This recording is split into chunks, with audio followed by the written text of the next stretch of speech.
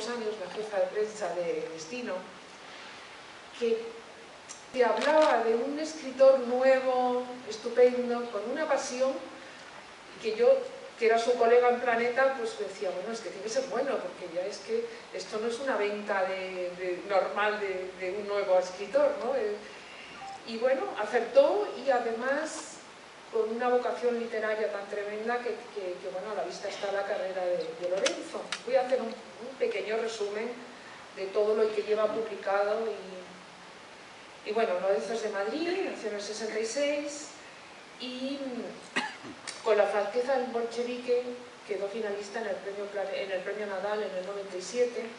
Después tiene unas obras como El nombre de los nuestros, El urinario, El ángel oculto. Con Carta Blanca fue premio Primavera en el 2004. Después tiene lo que él llama la trilogía de Getafe, que son 3 obras que se llaman Algún día cuando pueda llevarte a Varsovia, El cazador del desierto y La lluvia de París. No pongo todos los textos porque son, bueno, todas las obras, que son muchas. Después tiene ensayos, por ejemplo, él es un enamorado de Marruecos. Tengo la gran suerte de ser su editora dentro de 15 días de un libro de la Fundación Lara, que se llama Historias del Marruecos español, 7 ciudades en África. Y tiene un libro que yo creo que es un libro de relatos precioso y de viajes, que es del Rif al-Jebala, ¿no? Es un enamorado de Marruecos. De hecho, tiene algunas novelas referidas también a la guerra de Marruecos. Tiene una implicación, que eso ya lo hablará con Antonio San José cuando toque el viernes del JAI, que van a hablar de toda la obra, porque está muy relacionado familiarmente con el Marruecos español y con el norte de Marruecos, ¿no? Después, claro, y ahí empezamos con las preguntas, tiene todo lo que es la saga de novela negra de Bevilacqua y Chamorro, ¿no? Yo creo que podríamos empezar la charla, ¿por qué quisiste hacer novela negra? No es que La flaqueza del bolchevique no tenga un punto negro, y bueno, siempre, pero lanzarte y desde un primer momento a hacer novela negra, ¿por qué fue? Pues mira, es curioso. Bueno, ante todo yo también quiero dar las gracias al festival y a todos los asistentes por la invitación, y bueno, congratularnos no de estar aquí, sino de ver que este festival tiene y mantiene la fuerza, ¿no?, que ya lleva desde el principio. Yo la verdad es que es curioso porque me estabas haciendo un repaso y tanto La flaqueza del bolchevique como la primera novela de Bevilacqua las escribí el mismo año, el año 1995, pues La flaqueza del bolchevique de abril a julio y la primera de Bevilacqua en agosto, septiembre, o sea, en 5 meses sucedió todo eso a la vez, ¿no?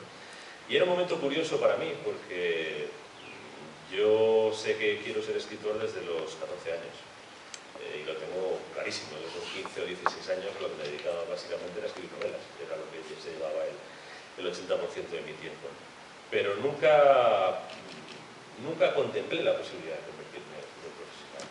Pensé que, como decías antes, pues que en principio la suerte solo la tienen unos pocos y que yo no iba a ser uno de esos. Por eso estudié Derecho, por eso me busqué un trabajo al margen de la literatura, varios trabajos al margen de la literatura. En aquel momento, en el año 95, yo era abogado, trabajaba, bueno, pues como abogado, además con jornadas muy largas, muy intensas, y mi vida, en principio, iba por ahí, mi vida profesional. Había publicado una primera novela, yo no había dejado nunca de escribir y iba pues acumulando novelas en el cajón, que es lo que te suele pasar, ¿no?, cuando empiezas, y una de ellas la había conseguido publicar, una historia muy pequeñita. Tuvo una vida muy azarosa, porque la novela se publicó creo que el mes de abril, y el mes de mayo un juez cerró la editorial en la que acababa de aparecer mi novela. Por lo tanto, mi novela nunca se vendió al público. Yo realmente no sabía si había publicado una novela, porque el editor me entregó unos ejemplares, pero me dijo, mira, he tenido un problema con la marca de la editorial y un juez me ha prohibido utilizar el sello, así que no puedo vender tu novela. Mi novela en esa feria del libro se vendía por debajo de la mesa. Tú la pedías y en la caseta de la editorial te la daban, pero no la podía tener al público. Entonces fue en ese momento, recién publicado mi primer libro en una pequeña editorial que no lo pude distribuir, cuando yo escribí estas 2 novelas, una tras la otra. Y te diría que casi sin pensar, de una forma completamente instintiva. Me Me parece que lo que me sucedió fue que en ese momento dije, bueno, pues, en fin, parece que no. Parece que tú no te vas a ganar la vida con esto. Parece que, bueno, lo has intentado, llevas mucho tiempo escribiendo, has publicado una novela, te la han llegado a editar, pero esto no debe ser tú. Así que relájate y haz lo que quieras, porque eres libre, porque quien no tiene ninguna posibilidad tampoco tiene ninguna responsabilidad. Y así escribí La flaqueza del bolchevique, que realmente fue lo que en ese momento me salió a escribir, sobre una serie de cuestiones que rodeaban mi vida, ¿no? Resumiendo mucho, pues yo trabajaba muchas horas al día en una oficina y en un mundo en el que había muchas cosas que no me gustaban. Me servía para ganarme la vida, también había otras cosas que me interesaban. Yo he aprendido mucho en mi trabajo como abogado, pero sí tenía muy claro que yo no quería quedarme ahí. Yo conocía a personas que solo vivían para eso. Y yo tenía muy claro que yo quería tener otra dimensión siempre, que fuera una dimensión privada, aunque no consiguiera nunca publicar. Y en cierto modo esa novela es una catarsis contra eso, ¿no? Es una persona que ha quedado completamente atrapada, que ha renunciado a todas sus vocaciones, inquietudes de juventud y demás, y fue como una especie de exorcismo, es decir, esto no me va a pasar a mí, ¿no? Voy a contar la historia de alguien que hace lo que yo nunca voy a hacer. Quiero tener muy presente una persona que lo ha perdido todo por olvidarse de lo que realmente le interesa, y eso me va a servir para defender a mí. Un personaje bastante... Un personaje muy duro, porque es un personaje muy fallido, es una persona brillante, inteligente, que tendría cualidades para muchas cosas, pero que ha decidido renunciar, y yo lo reencuentro en el momento en el que se da cuenta que su renuncia es irreversible, que ya no tiene solución. Y bueno, pues terminé esa novela, que me salió casi del tirón, y entonces ese verano me dije, había un proyecto que andaba acariciado, y dije, bueno, pues quizás este es el momento de hacerlo. Yo no tenía mucho tiempo, porque tenía que escribir en fines de semana, en momentos sueltos. Pero el verano, pues ese año no sé cómo, creo que me debía muchas horas y demás, y conseguí cogerme 5 semanas de vacaciones, que era una cosa bastante rara para mí. Y entonces de repente dije 5 semanas de vacaciones, me hice un plan, dije yo creo que me da tiempo a escribir una novela. Y había una idea que me venía rondando por la cabeza, que era hacer una novela policíaca, pero lo voy a decir de una manera a lo mejor un poco simple, pero creo que es gráfica, ¿no? Made in Spain. Es decir, yo leía novelas policíacas norteamericanas, leía novelas policíacas de otros lugares, pero siempre que leía una novela policíaca española, con alguna honrosa excepción, veía como una especie de complejo de que no nos atrevíamos a tomarnos en serio a nosotros mismos como sustancia o como material o como materia prima para historias de criminales y de investigaciones, ¿no? Pero dije, ¿por qué parece que hay como miedo, ¿no? Pues que siempre tenemos que buscar como tics anglosajones, incluso en obras muy meritorias, ¿no? No sé, yo por ejemplo, pues me viene ahora a la mente, no es literatura, es cine, quizá las 2 películas o 2 de las mejores películas que se han hecho de cine negro en España son los 2 cracks de García, ¿no? En el fondo lo que hace García es tratar de llevar los modos norteamericanos a la Gran Vía, el detective privado y tal, y todas estas cosas, ¿no? Entonces yo, que básicamente era lector de novela policíaca, me había interesado mucho el género y sobre todo al principio lo había leído por entretenimiento, sinceramente, no le daba mucha más. Cuando yo leía a Agatha Christie o a Conan Doyle, me parece mejor escritor Conan Doyle que Agatha Christie, pero en el fondo era entretenimiento. Pero cuando yo leía a Dashiell Hammett y Raymond Chandler me di cuenta de que con el género no se podía hacer literatura, y se podía hacer gran literatura o tan grande como uno quisiera, ¿no? Que realmente el género no era un corsé para bajar las ambiciones literarias, que eso dependía ya de cada autor, ¿no? Y se podía hacer eso. Entonces, bueno, pues como lector empecé a abrigar esa idea que en ese año 95 cristalizó, y voy a escribir una novela donde se aborde una historia criminal ambientada en España, resuelta por españoles, que tenga que ver con la realidad española y que esté contada sin complejos, digamos que sea un poco mí. Y bueno, fue en el proceso de elaboración realmente de esa historia, porque yo lo primero que pensé fue un crimen y un escenario. Realmente ese fue mi comienzo. Yo pensé el asesinato de una turista en Mallorca. Los escenarios, un escenario muy español y un conflicto pues, que podía ser español, ¿no? ¿Qué pasa si en un lugar de vacaciones una turista, los turistas de los que vivimos en tantos lugares de España, pues aparece asesinada, además de una manera terrible, ¿no? Y no había pensado en los investigadores, honestamente.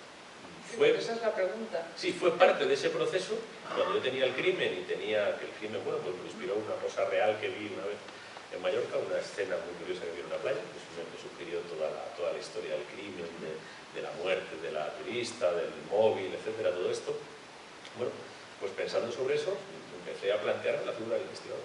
Realmente fue lo último que planteé. Y empecé a pensar, digo, bueno, ¿quién puede ser mi personaje?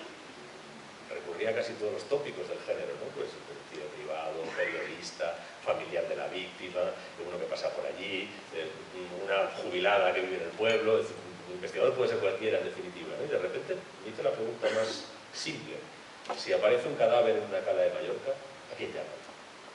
A la Guardia Civil. Si llegan los guardias civiles allí, ¿qué es lo que hacen? Entonces de repente pensé, bueno, podría ser Guardia Civil. O más bien me pregunté, ¿y por qué no son Guardia Civil? ¿Por qué no pueden ser Guardia Civil? Me di cuenta de que no era capaz de recordar una sola novela española donde hubiera un investigador que fuera Guardia Civil. No, ¿por qué? No, hay un par de novelas de los años 40 muy maluchas. No, Plinio era municipal de la Policía Municipal de Tomelloso. Incluso me di cuenta de otra cosa: había muy pocas novelas en las que los guardias civiles fueran protagonistas. De hecho, solo conseguí encontrar una en mi bagaje de lecturas, que era El fulgor y la sangre, de Ignacio Aldecoa, donde las protagonistas ni siquiera son los guardias civiles, son las mujeres de los guardias civiles. Entonces dije, aquí la Guardia Civil lleva 150 años investigando crímenes en este país. Y esto está inédito.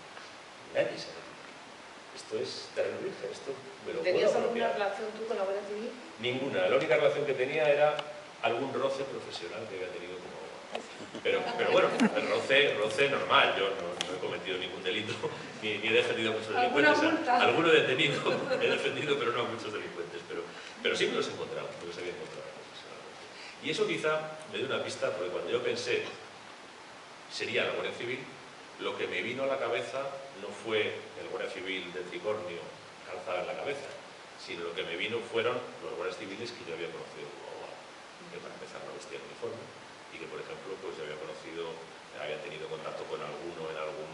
yo trabajaba entonces para una gran empresa, teníamos instalaciones y a veces se producían daños, sabotajes, cosas así, y tenías contacto con guardias civiles. O, por ejemplo, había tenido algún contacto con guardias civiles que investigaban delincuencia organizada y terrorismo.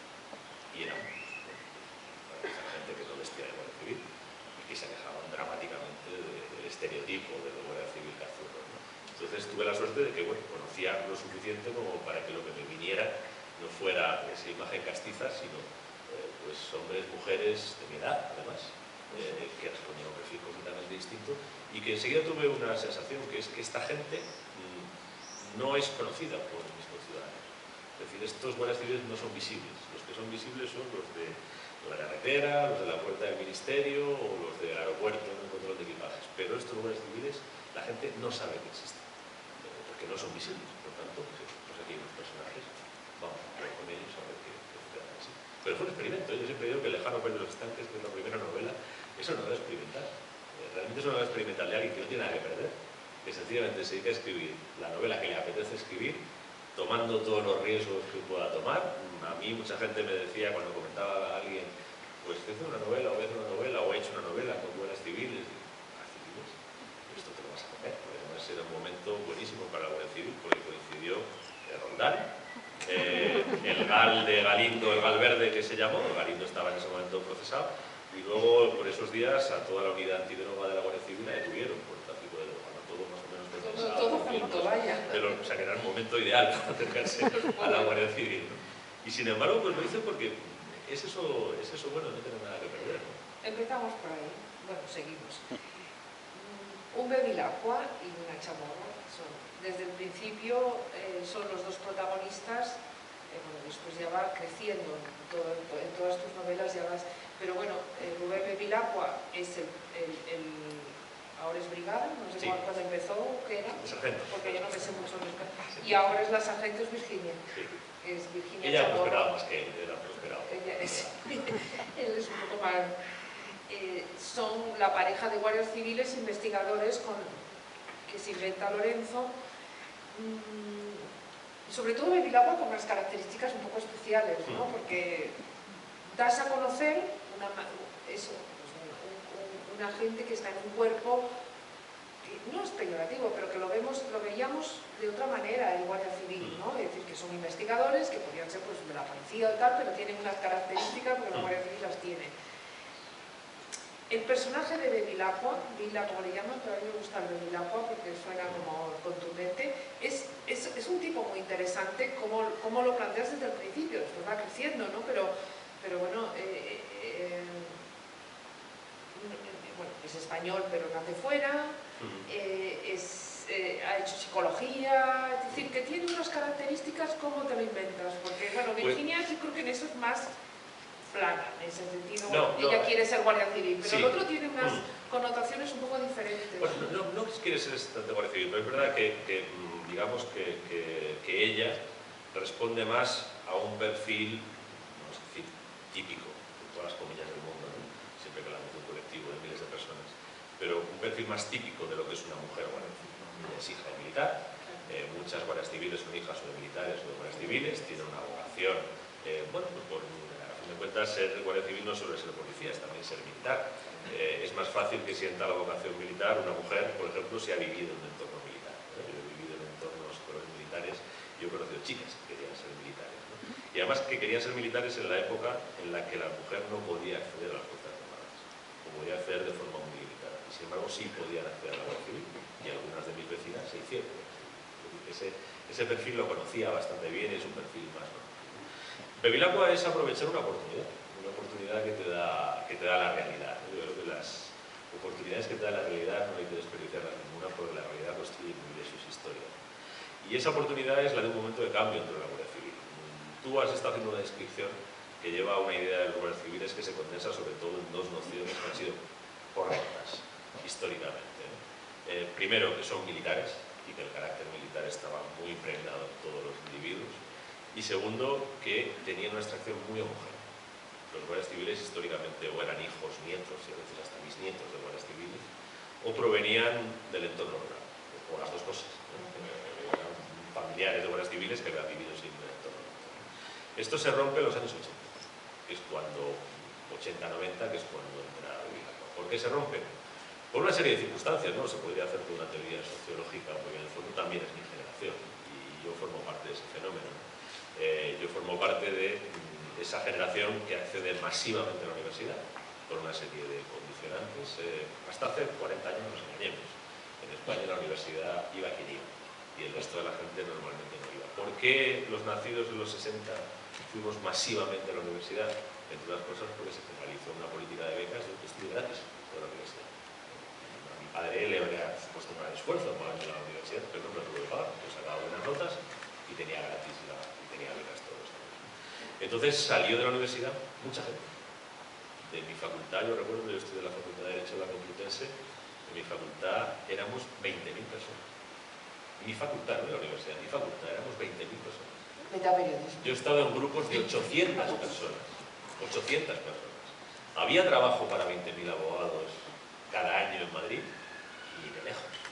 Eso que generó pues, una enorme masa de titulados que no tenían una oportunidad y que se buscaron la vida como pudieron.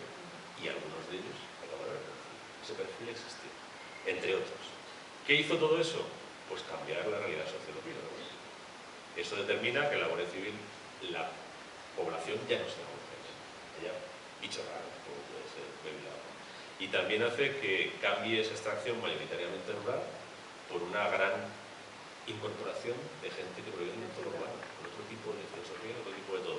Eso que se nota muchas cosas. Te digo una en la que se nota, por ejemplo, que rompe completamente el arquetipo de la Guardia Civil, pues es un dato que está ahí y que todo el mundo lo puede consultar. Guardias civiles hay unos 80.000, me parece, en este momento. 35.000 están afiliados a una asociación que propone la desmilitarización de la Guardia Civil. 35. No tiene nada que ver con 35. Estamos hablando de más de un tercio. Pero tú, Bevilacqua, en la cabeza, bueno, como escritor, te lo inventarías, es decir, querías un personaje. Sí, yo lo que quería es que fuera posible. Pero de pronto tú... Y era posible, en esa Guardia Civil ya era posible. Sí, la de 1950 no. Que más o menos, no que lo conocieras, pero eso, lo veías, aunque fuera un personaje ficticio, factible, ¿no? Sí. O sea, para mí un personaje debe ser verosímil. Y al revés, casi te diría en negativo. Para mí un personaje no debe ser típico, ni prototipo, ni representativo. Ese personaje no me interesa. A mí el que me interesa justo es el que no es típico, pero tiene que ser posible. Si yo a Bevilacqua lo hubiera situado en la Guardia Civil de 1950, pues habría sido completamente inconsistente. Por mucho que me apeteciera, pues no lo puedo hacer. Sin embargo, en empezamos con la marca inmediata. Yo quiero decir, bueno, han crecido los personajes, han tenido sus casos. Además, bueno, una de las cosas que te quiero preguntar, normalmente Lorenzo, todos los casos, o en la mayoría de los casos, aparte de lo que has contado de la primera novela, siempre coges a lo mejor una noticia, algo, ha habido un tema nuclear, bueno, yo qué sé. Yo recuerdo La Reina de los Espejos, que era creo recordar, era una presentadora de televisión. Siempre son cosas que tú rastreas o que te llaman la atención, ¿no? Y bueno, va con la sociedad misma. Bevilacqua tiene casi tu edad, o por ahí andaría, pero más o menos ahí anda, ¿no? Entonces, esta última novela, El Premio Planeta, tocas temas que creo que te interesan, pero que están ahí, ¿no? Entonces, bueno, vamos a ver un poco cómo... Bueno, me hace mucha gracia porque has introducido, que ya fue en el anterior también, a un guardia que es Arnau, sí, que es un chico más joven, es un guardia, pero lo tienen un poco apadrinado entre los dos, pero le da una caña. Lo llaman el becario, sí. Le da una caña al pobre Arnau. Es el representante de los becarios. Sí, aunque es listo. Y además él nota que está más preparado en muchas cosas que él, ¿no? Sí, pero bueno, como buen jefe le da caña, ¿no? Entonces, bueno, esta novela, La marca del meridiano, comienza, no voy a desvelar nada, después además muchos lectores lo han leído y los preguntarán también más cosas, tampoco quiero extenderme mucho, pero comienza con el maestro, con el guardia, un poco que fue el maestro de Bevilacqua asesinado, ¿no? Y lo mandan a él ya estaba jubilado, pero, sí, y lo mandan a Vila a que investigue. Además consideran que, claro, bueno, tiene ahí una parte personal de decir, quiere hacerlo, pero bueno, no sé, esa cosa también de corporación, de decir, yo debo hacerlo y ha sido un maestro, ¿no? Y ahí comienza lo que yo considero una de las claves de esta novela, pero sobre todo de lo que Lorenzo como escritor en esta parcela de Bevilacqua y Chamorro, ¿no? De esta saga, esta serie, de reflejo de la sociedad, ¿no? Es un crimen duro, empiezan a investigar y van saliendo tramas que, si nosotros leemos los periódicos, bueno, las vamos conociendo o las estamos viendo constantemente. Por ejemplo, empezamos con por ejemplo, las mafias. Eso es un tema que a ti te interesa, que está en la novela. La trata de blancas, las mafias en las costas. No quisiera desvelar mucho más, ¿no? Después está, por ejemplo, la corrupción, ¿no? Es un tema importante en esta novela porque además yo creo que a Bevilacqua le hace un gran shock, ¿no? Lo que va investigando dentro de lo que es una sensación de que tienen que ser fieles a una legalidad, ¿no? Después tratas también el tema, no independentista, pero sí, porque todo se desarrolla en Cataluña. Entonces, bueno, yo creo que La marca del meridiano te refieres un poco a ese norte-sur que está pasando ahora en lo que es la política española, ¿no? Cuéntame un poco cómo vas encajando, ¿no? En lo que es la trama. Bueno, evidentemente cuando la sitúas en un sitio también, sí, pero ¿cómo vas encajando las tramas? ¿Por qué te interesa, por ejemplo, el comienzo de ese tan duro, de cómo se encuentran a este guardia civil retirado? Pues es curioso porque yo pienso cómo nació esta novela. Esta novela de todas las series es la de gestación más lenta. Yo normalmente las novelas de Bevilacqua, en general casi todas, con una excepción, las suelo gestar en 2-3 años. Yo siempre cuando tengo una idea la dejo reposar unos meses. Si al cabo de los meses me sigue pareciendo interesante, empiezo a trabajar sobre ella, pero nunca escribo el libro antes de 2-3 años, desde que se me ocurrió la idea. Y en este caso, y ese es quizá el tiempo medio de maduración para mí, la novela.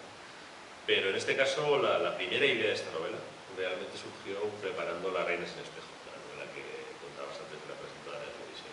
Esa historia sucedía en Barcelona, la presentadora era barcelonesa y aunque no aparecía asesinada en Barcelona, pues entonces no le había tocado el caso a ellos, aparecía en Zaragoza, que hacía que el caso fuera de la Guardia Civil.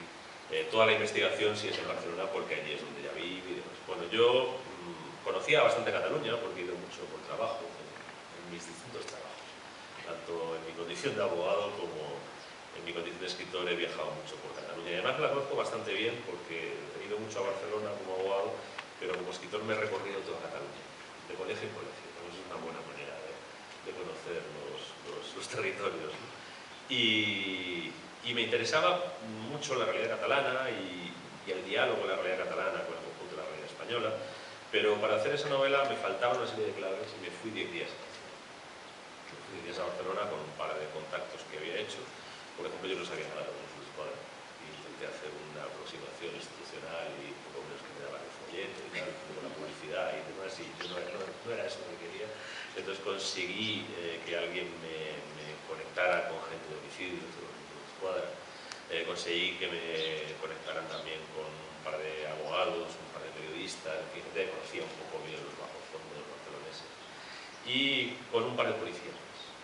Y en el curso de esa investigación había un policía muy veterano, que no era catalán, un policía de uno de los cuerpos estatales, y llevaba 30 años. Y yo creo que fue el que me hizo una radiografía más certera de la sociedad catalana, porque la veía además con esa distancia del que ha venido de fuera, pero que lleva 30 años además chapoteando en espacios sensibles, ¿no? Y este hombre me contó muchísimas cosas. La conversación con este hombre había dado para 14 novelas, ¿no? Pero una de las que me saltó fue esta. Él en un momento determinado me habló de la corrupción y me habló de cómo la corrupción policial era razón. Como te cuentan, y yo tengo un compañero que se corrompió, yo tengo, bueno, todo esto es interesante, pero no tanto. Cuando alguien te dice, a mí me empezaron a envolver, y cuando me quise dar cuenta casi estaba ahí, entonces no se dejase de abren de par en par, ¿no? Y realmente él me lo contó de una manera, digo, nunca había llegado yo a sentir que claro, la corrupción no es que de repente alguien te dice, oye, vamos a ver, te propongo que delinkas y te doy 40 minutos. No es así. La cosa empieza pues con un capullito de seda que te van envolviendo con una seda muy fina, no esto me encanta que lo pagues, no, esto pues tú, esto no sé cuánto, bueno, poco a poco, y me lo conté y digo, mira, aquí hay un tema que es como, claro, la delincuencia, y sobre todo la delincuencia organizada, la que tiene poder, la que aspira a tener poder, tiene un gran interés en corromper policías, alcaldes, gobernadores, ministros, es su principal interés.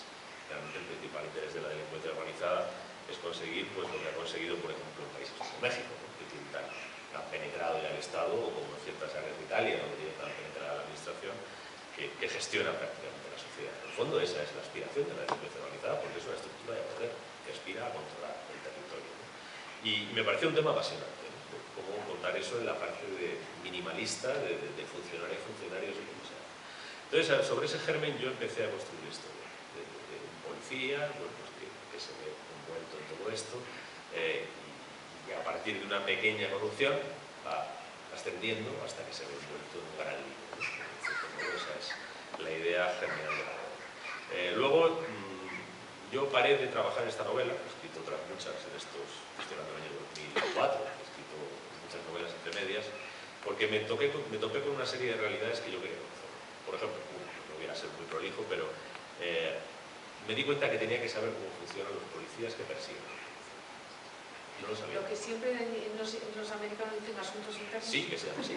Aquí se llama así, que se llama, en la Guardia Civil se llama Servicio de Asuntos Internos. Y yo no conocía a nadie, conocía muchas guardias civiles, tenía mucha información, pero de aquí no tenía información. Y además cuando intentabas escarbar, dices, no, de esto no te van a contar nada.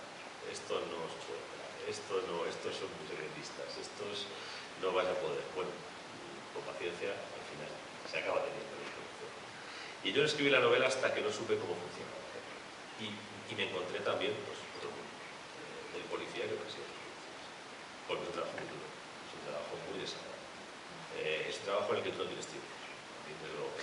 Un amigo que yo tengo en esa unidad me dijo, mira, aquí es un trabajo tan terrible que tú aquí nunca tienes tiempo. Realmente, cuando tú culminas una operación, lo que haces es cerrar un fracaso. Cerrar el fracaso consistente en que 5, 6, 7, 8 compañeros estén trabajando para el enemigo. No puedes tener ningún orgullo, ninguna satisfacción, ningún premio. Este me contaba, yo he tenido que detener a mi compañero de la academia. Bueno, lo detuve yo. Era tanta cosa que